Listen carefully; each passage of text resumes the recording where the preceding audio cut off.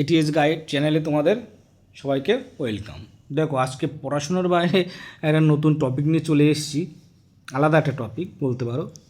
এবার নিয়ে আসার কারণও আছে, বহু চারিদিকে আলোচনা চলছে, প্রচুর চ্যানেলে কিন্তু মানে এমনও নোটিফিকেশন চলে আসছে তাড়াতাড়ি ভর্তি হয়ে যাও, এই কিন্তু এসএলএসটি 3 চলে এলো, ঠিক আছে। কিন্তু এর মধ্যে বাস্তব যে চিত্রটা, এটা কিন্তু কেউ বলছে না। কারণ আমি কোর্স খুলে নিয়ে বসে আছি, মানে ব্যাচ খুলে নিয়ে বসে আছি, মানে আমার স্টুডেন্ট চাই, যত স্টুডেন্ট হবে তত ফায়দা। আর স্টুডেন্টদেরকে যারা বেকার বসে আছে তাদের একটাই শুধু চাকরি চাই। তার জন্য বিশেষ করে যারা টিচিং এক্সামের জন্য প্রিপারেশান নিচ্ছ, তো এক্সাম আসছে মানে মাথায় শুনলেই চলো ভর্তি হয়ে যায়। একটা কোনো রকম একটা পরীক্ষা হলে তো কম্পিটিশান সেই লেভেলের হবে, তো তাদেরকে লোক দেখানোটা খুব সহজ। এবার তার মধ্যে এসএলএসটি 3টা হওয়ার সম্ভাবনা কতটা বা কী? আমাদের সরকার তো ডবল চাকরি দেবে বলে বসেছিল, কিন্তু একটা পরীক্ষার জন্য ডবল পরীক্ষা নিয়ে ফেললো। কথা কিন্তু আমাদের সরকার রাখেনি তা না, রেখেছে অবশ্যই। ডবল চাকরি দিক আর না দিক, একটা চাকরির জন্য ডবল পরীক্ষা নিয়েই ফেলেছে। এবার এসএলএসটি 3 চারিদিকে শুধু হাওয়া যে এসএলএসটি 3 আসছে। সে আসতে পারে, 10 বছর পরে আসতে পারে, 5 বছর পরে আসতে পারে। দেখো, আমি কাউকে ডিমোটিভেট করছি না, যারা পড়াশুনো করছো করতে পারো, কিন্তু এ না যে তাদেরকে যারা বসে আছে বেকারত্ব জ্বালা ভুগছে, তাদেরকে কেউ বোকা বানিয়ে, যা শুধু অর্থ উপার্জনের জন্য তাদেরকে বোকা বানিয়ে তাদের কাছ থেকে অর্থটাকে উপার্জন করে, ঠিক আছে। সেটাই মেন রিয়ালিটিটা কি? মেন রিয়ালিটিটা বুঝতে গেলে এখন যে আসন্ন এসএলএসটিটা চলছে, যা নিয়োগ প্রক্রিয়া চলছে, সেটার টাইম লাইনটা তোমাদেরকে বুঝতে হবে। তো চলো সেটা নিয়ে আগে একটু বলে দিই কী চলছে। দেখো, আমি মোটামুটি এখানে একটা টাইম লাইন তৈরি করেছি, যে মানে এখন যে হিসাবে চলছে সেই হিসাবে যা জানা আছে সেই হিসাবে। তো সেকেন্ড এসএলএসটির পরীক্ষা হয়ে গেছে, 11-12 ভাইভাও কমপ্লিট হয়ে গেছে, শুধু লিস্ট বেরানোটা বাকি, প্যানেল বেরানোটা বাকি। এবার সেটা শোনা যাচ্ছে কি 20 জানুয়ারির মধ্যে এটা রেজাল্টটা দিয়ে দেবে, মানে প্যানেলটা দিয়ে দেবে। এবার প্রথমে জানা যাচ্ছিল 20 জানুয়ারির মধ্যে দেবে, এখন আবার শোনা যাচ্ছে 21। তো এটা কেউ জানে না, আমার মনে হয় পর্ষদও জানে না যে পর্ষদ কী চাইছে বা কী করবে। যাই হোক, এবার যদি এটা দিয়ে দেয় তাহলে তাদের কাউন্সেলিং হওয়াটা বাকি থাকবে। বলছে নাকি জানুয়ারি তাদের কাউন্সেলিংটা হবে। যত তাড়াতাড়ি হয়ে যায় তত ভালো, কারণ যারা 9-10 জন্য ভেরিফিকেশানে ডাক পেয়েছে তাদেরই মঙ্গল। এখান থেকে যতটা সম্ভব 11-12 বেরিয়ে যেতে পারে, তখন নতুন ফ্রেশ কিছু ঢুকতে পারে, ঠিক আছে। তাহলে এই গেল 11-12 ব্যাপারটা।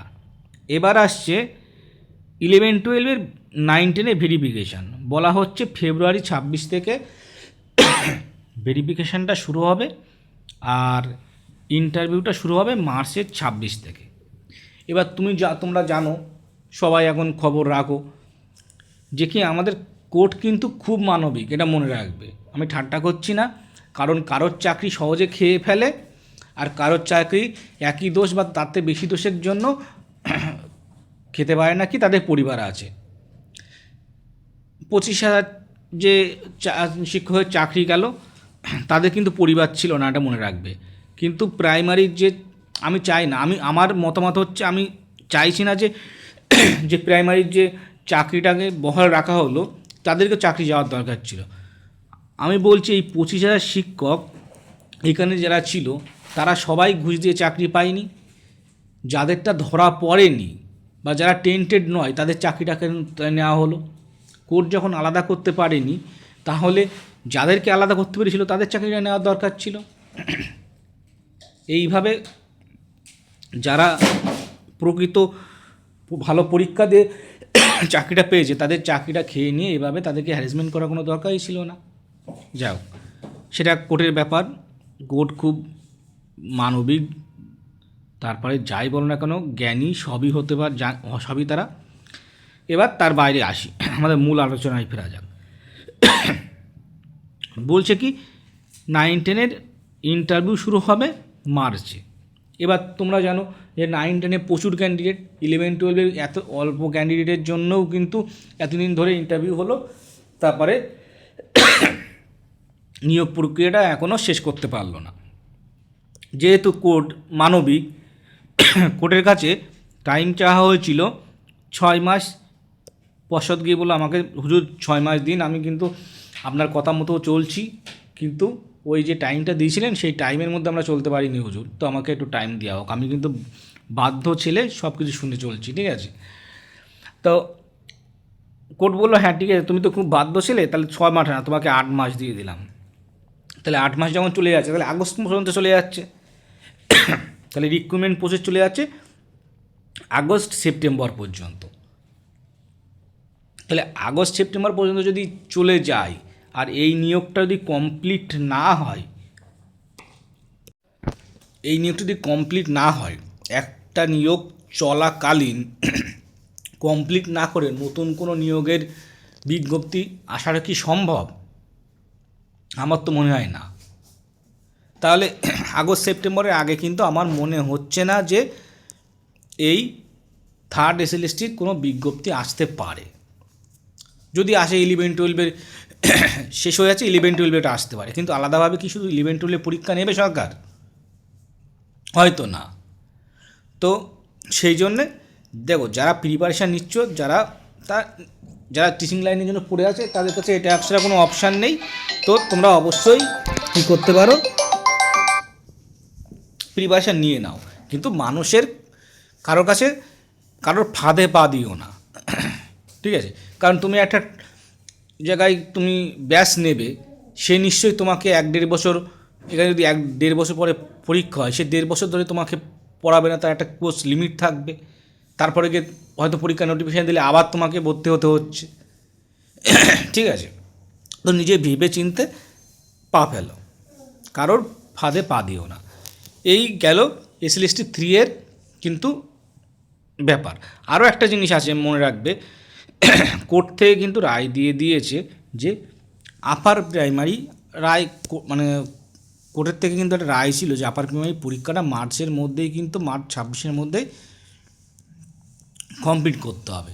সেটারও নোটিফিকেশান কিন্তু এখনও সরকার দিতে পারলো না। যেটা কমপ্লিট হয়ে গেছে, যেটার জন্য পরীক্ষা নেওয়ার জন্য উপর থেকে নির্দেশ আছে কোর্ট থেকে, তারপরেও সেটা নিচ্ছে না। তারপরে যেটা নিয়োগ কমপ্লিট হয়নি সেটার কি হবে আমি জানি না, ঠিক আছে। এরপরে আরও একটা জিনিস যেটা আসে, তবে আপার প্রাইমারি পরীক্ষা হয়তো সরকার আবার যদি নোটিফিকেশান না দেয়, কোর্টে আবার যেতে পারে যে হুজুর আমাকে আর 4 মাস বাড়িয়ে দিন, আমি কিন্তু পরীক্ষা নিতে পারলাম না, এত কিছু সমস্যা প্রাইমারি নিয়োগ করতে গিয়ে, 9-10 11-12 নিয়োগ করতে গিয়ে আমি খুব ব্যস্ত, নিতে পারিনি, তো আমাকে আরও 4 মাস বাড়িয়ে দিন। কোর্ট হয়তো আরও 6 মাস বাড়িয়ে দেবে। যাই হোক, আপার প্রাইমারি পরীক্ষাটা সরকারকে নিতেই হবে। তো যারা প্রিপারেশান নিচ্ছ আপার প্রাইমারির জন্য, তাদেরকে বলবো এখানে কিন্তু আমি আপার প্রাইমারির পেডাগোগির ক্লাস আর সায়েন্সের ক্লাসগুলো প্রতিনিয়ত করানো হচ্ছে। যাদের প্রয়োজন, এখানে কোনো ব্যাচ বা কিছুই নেই, যার প্রয়োজন সে এসে দেখে নিতে পারো, ঠিক আছে। এবার আসো আপকামিং এমএসসি বা মাদ্রাসার যে আমাদের টিচারটা নিয়োগ হয়, তার যে পরীক্ষা হবে সেটা নিয়ে একটু কিছু আলোচনা করা যায়। দেখো, আমাদের 23 সালে নোটিফিকেশান দিয়েছিল, আগে যে মাদ্রাসা পরীক্ষাটা হয়ে গেল, তার নিয়োগ কিন্তু শেষের দিকে, এবার প্রায় শেষ নিয়োগ। এবার তার ভ্যাকান্সি কিন্তু আমাদের আবার নতুন করে বেরিয়ে গেছে, মানে এই নিয়োগ হওয়ার পরেও আবার নতুন ভ্যাকান্সি আসে বা ভ্যাকান্সি ক্রিয়েট হয়েছে। তো সেটাতে কিন্তু 11-12 9-10 প্রাইমারি আপার প্রাইমারি নিয়ে টোটাল 4660খানা ভ্যাকান্সি তারা পাবলিশ করে দিয়েছে যে এতগুলো খালি আছে। তো যেহেতু তারা ভ্যাকান্সি প্রকাশ করে দিয়েছে, তো তাদের নিশ্চয়ই চিন্তাভাবনা আছে যে আবার নিতে হবে সেটাতে, নইলে এক্ষুনি যদি নেওয়ার চিন্তাভাবনা না থাকতো তাহলে সেটা বলতো না। তো এটার নোটিফিকেশান কিন্তু তোমাদের 26-এ আসার সম্ভাবনা আছে। আর সরকার যদি ভোটের কথা চিন্তা করে তাহলে হয়তো নোটিফিকেশানটা বার করে দিতে পারে ভোটের আগে।